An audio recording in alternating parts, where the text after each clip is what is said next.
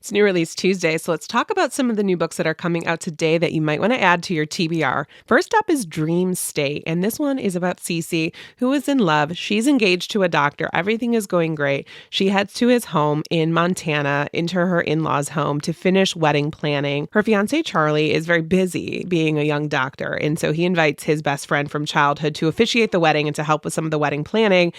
And Cece's like, there is nobody worse for this task, but fine, whatever, let's have him come. But as she spends more time with the childhood friend Garrett, his gruff mask slips and she grows increasingly certain about her marriage.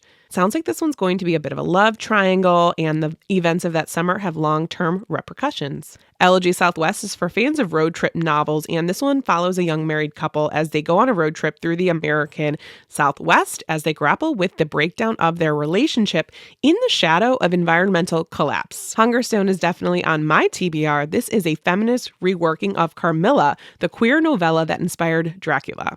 So it's the height of the Industrial Revolution, and 10 years into Lenore's marriage, she's married to the steel magnate who decides one weekend to go on a hunting trip, and something happens while he's there, and whatever has happened, it brings the mysterious Carmilla into their lives. Carmilla, who is weak and pale during the day, but vibrant at night, and stirs up something deep within Lenore, and before long, other girls in the village fall sick, and they're consumed by a terrible hunger. Nesting is already out in Ireland and the UK, and this one's about Sierra. One day, she just grabs her two toddlers, grabs the clothes off their clothesline, and leaves their home because on the surface, she's got this perfect marriage to Ryan, who's a good provider, and he's sometimes caring and attentive, but also Ryan monitors Sierra's every move and flies into unpredictable rages where he convinces her that she can do nothing right. He's isolated from her work and from her friends, so she has to get out and do what's best for their family.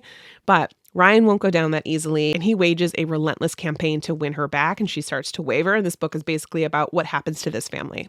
Nothing Serious sounds very interesting. It is about this woman, Edie, who is 35 and feeling a bit stuck. She goes on an obsessive spiral when her best friend and her unrequited love go get convicted for murder.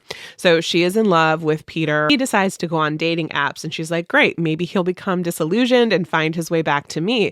But instead what happens, the girl that Ryan went on a date with dies, and he gets implicated in her murder. And so now Edie becomes obsessed with trying to set him free or like prove he didn't do it.